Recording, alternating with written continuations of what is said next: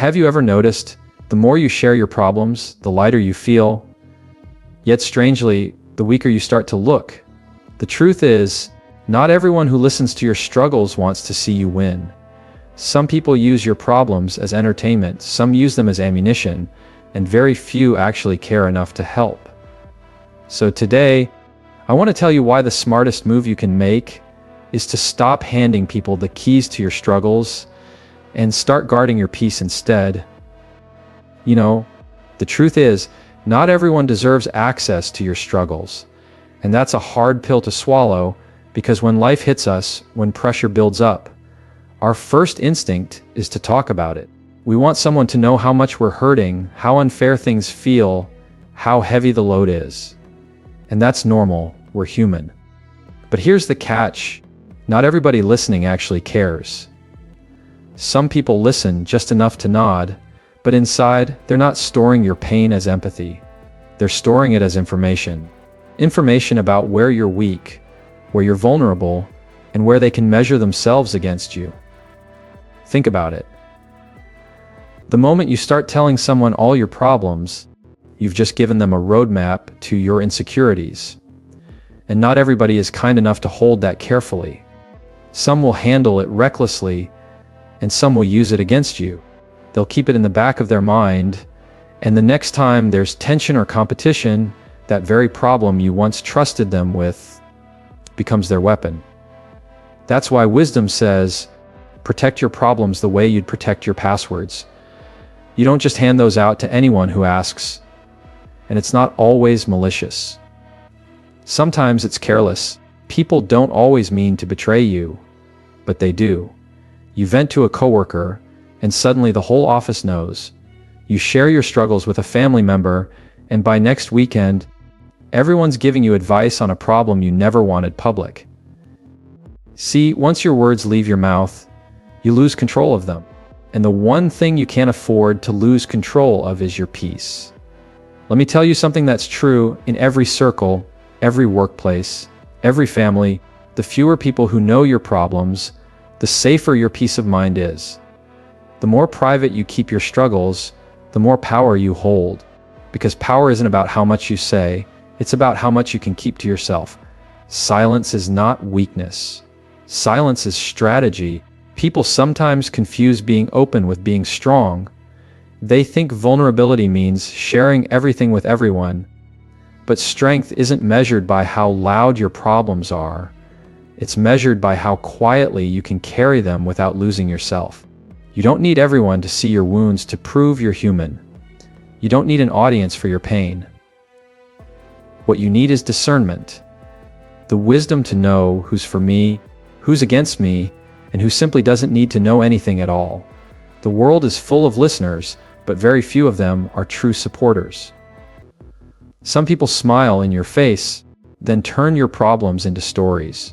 Some people pat your back, then secretly feel better about themselves because at least they're not in your situation. And others, they don't care enough to help. They only care enough to know. And once you understand that, you'll start protecting yourself differently. You'll start realizing, I don't have to tell everyone what I'm going through. Because the truth is, sometimes the best response is no response. Sometimes the strongest move is to keep it to yourself, deal with it privately, and only share when you've already overcome it. That way, people don't see your weakness. They see your strength. They don't see the storm you survived. They see the strength it took to walk out of it. So no, not everyone deserves access to your struggles. Because the wrong person will drain you, but the right person will help you. And the difference between the two is knowing who you can trust and who you should stay silent around. Here's something most people don't realize. When you share your problems with the wrong people, you're not inviting solutions, you're inviting opinions. And opinions don't heal.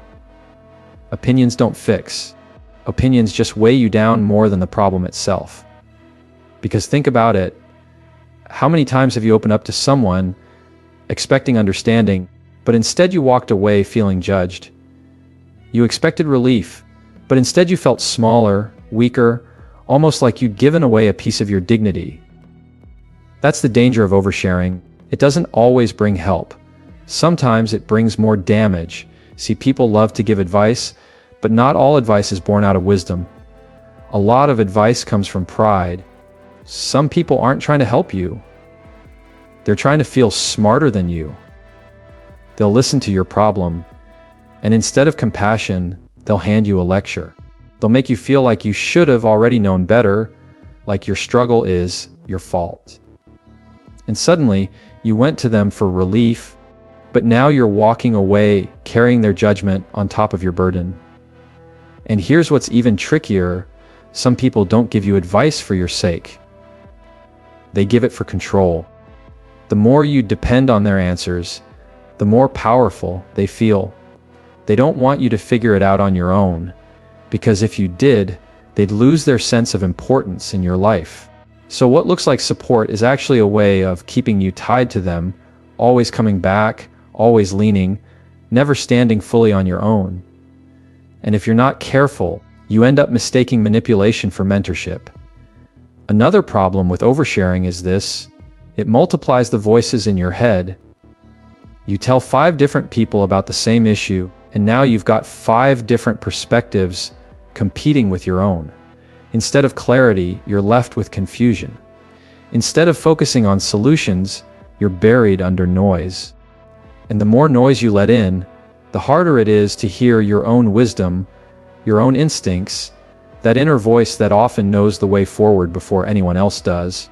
Sometimes the people you talk to don't even mean harm, but they still make things worse. They project their own fears, their own regrets, their own limitations onto you. You tell them your dream, and they'll remind you of all the reasons it's risky. You tell them your struggle, and they'll make it sound bigger than it is. Not because they hate you, but because that's how they see the world. And if you're not careful, you'll start seeing it their way too. That's why it's so important to be selective. Not silent forever, but strategic, because not every ear deserves your honesty. Not every voice deserves the chance to shape your next move. Oversharing is like leaving your door wide open. You don't just let in the people who care, you let in anybody who happens to be passing by. And once they're in, they don't always leave quietly. At the end of the day, your problems need less talking and more solving. And solving doesn't come from scattering your pain across 100 conversations.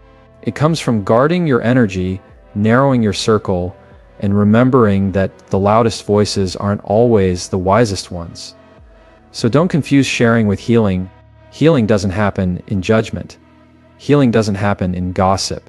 Healing happens when you stop giving everyone a say in your life and start choosing carefully who actually gets the privilege of knowing your struggle. One of the hardest lessons you'll ever learn is that your problems don't always stay where you left them. You can share something in confidence, believing it will remain between you and that person, but the moment it leaves your lips, it has legs of its own. And problems in the wrong hands, they don't stay as problems. They turn into stories. They turn into gossip.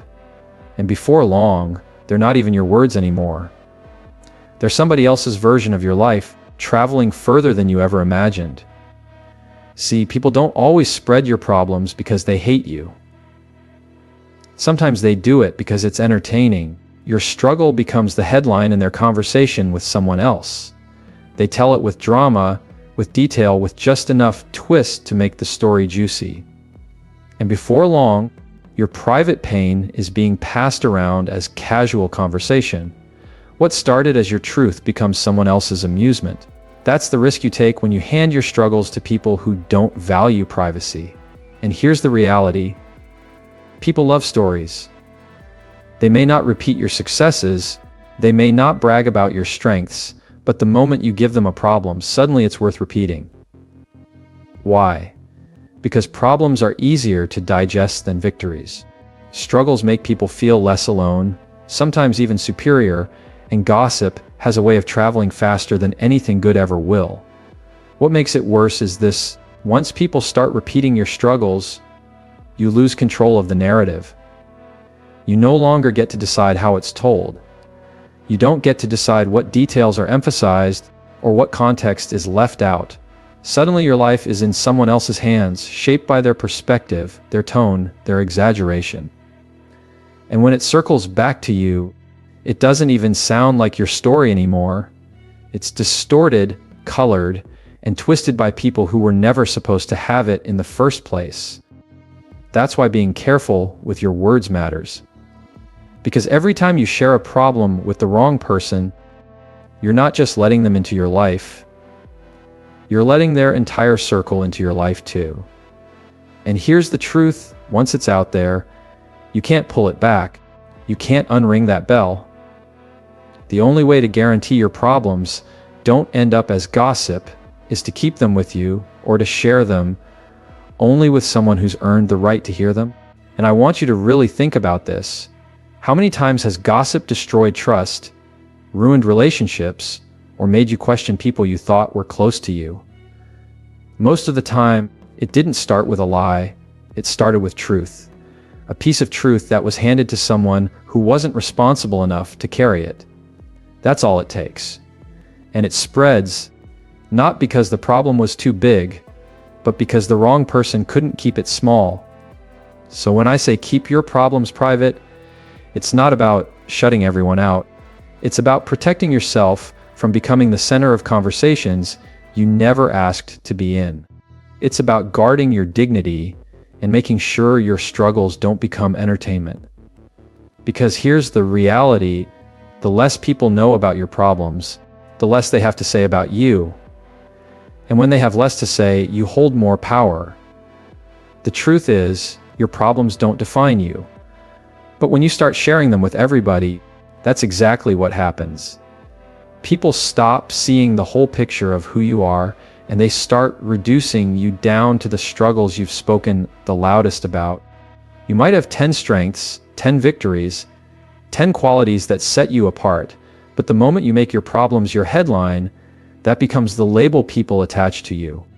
And over time, you don't just become the person who has struggles, you become the person who is the struggle. That's the danger of telling everyone what you're going through. It's not that problems themselves make you weak. It's that people begin to identify you by them. You become the one who's always stressed, the one who's always broke, the one who's always unlucky in relationships. And the more you repeat those stories, the deeper that identity sticks. Even if you move past the problem, people's memory of you often lingers where your words left them. And let's be real, once people see you through the lens of your problems, it's hard to change their perspective. Even when you grow, even when you improve, they'll still hold on to that old image. Why? Because you taught them who you were by what you kept repeating. You gave them the soundtrack, and they just keep replaying it. That's why guarding your words matters so much. Because every time you talk about a struggle, you're not just venting. You're painting a picture of yourself in someone else's mind. Now, does that mean you should never share anything? Of course not. But it does mean you need to be intentional. There's a difference between sharing a problem with someone who can truly help you versus broadcasting it to people who can only label you by it. One adds value, the other takes it away. And the more you choose the wrong audience, the more you risk being remembered for your hardships instead of your strengths. It's also worth thinking about the energy you create when you constantly speak your problems out loud. The more you tell the story of your struggle, the more you start believing that's who you are. Words have weight.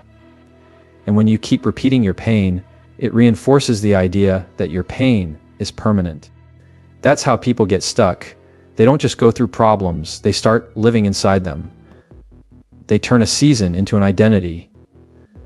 But you're not your failures. You're not your heartbreaks. You're not your mistakes. Those are things you went through, not definitions of who you are. The problem is, when you make them your story to everyone, people won't separate the two. They won't see that you had a problem. They'll see that you are the problem. And if you don't protect yourself from that, you end up carrying the weight of other people's perception, not just your actual situation. The strongest people aren't the ones who never struggle. They're the ones who refuse to be defined by the struggle. They face it, they work through it, and when they talk about it, it's only after they've overcome it. So their story inspires instead of labels. That's the difference. If you want people to remember your strength, don't make your problems your introduction. Make your growth your introduction. Make your resilience the story they know you for. Because at the end of the day, you don't get to control what problems life gives you, but you do get to control what identity people attach to your name. And that choice is made every time you decide whether to share your problems or to protect them until they've already been turned into victories. There's something powerful about silence. People often confuse it with weakness, like if you're not talking about every hardship, every frustration, you must not be strong enough to face it. But the truth is the opposite. Complaining is easy. Silence takes strength. Anybody can open their mouth and unload their pain on the world. That doesn't cost anything, but it takes real discipline to carry your struggles with composure, to sit with your pain without needing an audience for it, to stand tall even when you feel like collapsing inside. And here's what happens when you live that way. People respect you more. Think about it. We've all been around someone who complains nonstop. They talk about what's wrong with their job, their family, their money, their health. Every conversation circles back to their problems. And what happens over time? You stop seeing them as strong, you start seeing them as heavy. Being around them drains you because all they've shown you is their weakness, never their resilience. That's what complaining does. It drains the listener, and it lowers the speaker. But now picture the opposite. Picture someone you know who doesn't broadcast every hardship. They move through life with calmness. You can tell they're carrying something because everyone's carrying something, but they don't feel the need to announce it. They just keep showing up, keep working, keep holding their head high. That person doesn't lose respect. They gain it. Because strength is quiet. Real strength doesn't need to prove itself with words. It proves itself with presence. Silence doesn't mean you're ignoring your pain. It doesn't mean you're pretending it doesn't exist. It means you're choosing not to make your pain your brand. You're choosing to let your actions speak louder than your complaints. And in doing so, you shift the way people see you. Instead of being the one who always needs help, you become the one others look to for inspiration. Here's something you should remember. The world is always watching. Even when you think nobody notices, they do. And when people see that you don't crumble under pressure, when they see that you carry your struggles with grace, they respect you more. They may never say it out loud, but they admire it. Because deep down, everyone knows silence requires control. Complaining is emotional release, but silence is emotional mastery, and mastery always commands respect. Now, I'm not saying you should never open up. There are moments to share, moments to ask for help, moments to let someone you trust step into your struggles with you. But the problem comes when you make complaining your habit, when every situation, every setback, becomes another story you feel you have to tell. That's when you drain the respect out of yourself. That's when people stop listening, not because they don't hear you, but because they've already labeled you as someone who can't handle life without constant sympathy. And here's the part nobody tells you. When you complain too much, people stop taking your pain seriously. They hear you so often that your problems become background noise. What used to sound urgent now just sounds repetitive. You lose credibility, not because your problems aren't real, but because your response to them has become predictable. That's what silence protects you from. Silence keeps your credibility intact. It makes people pay attention when you finally do speak, because they know if you're saying something, it matters. So yes, silence builds respect, and complaints drain it. You don't earn respect by talking about every storm you're in. You earn it by walking through the storm with enough strength that people can see it, without you saying a word. Every time you hand your problems to the wrong person, what you're really doing is delaying progress. Because the truth is, most people can't fix what you're going through. They don't have the power, the tools, or even the perspective to solve it for you. So what ends up happening?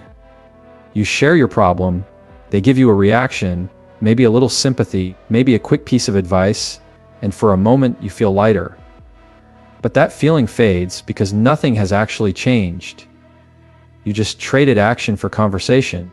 And that's why so many people stay stuck. They spend more time talking about their problems than they do solving them. They want comfort more than clarity. They want sympathy more than strategy. But here's the reality: sympathy might make you feel understood, but solutions are what move you forward. And the longer you sit in circles of sympathy, the longer you delay the growth that only comes from actually doing the work. You have to ask yourself, what do I really want?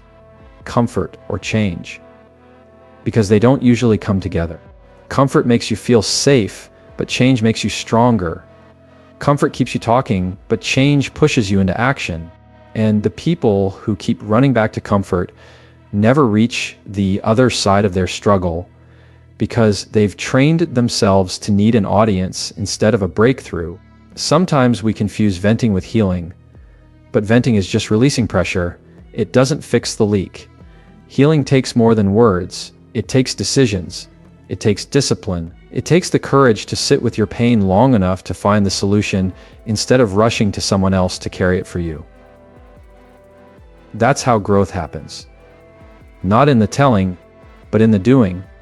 And here's something important to realize: solutions don't live in gossip circles.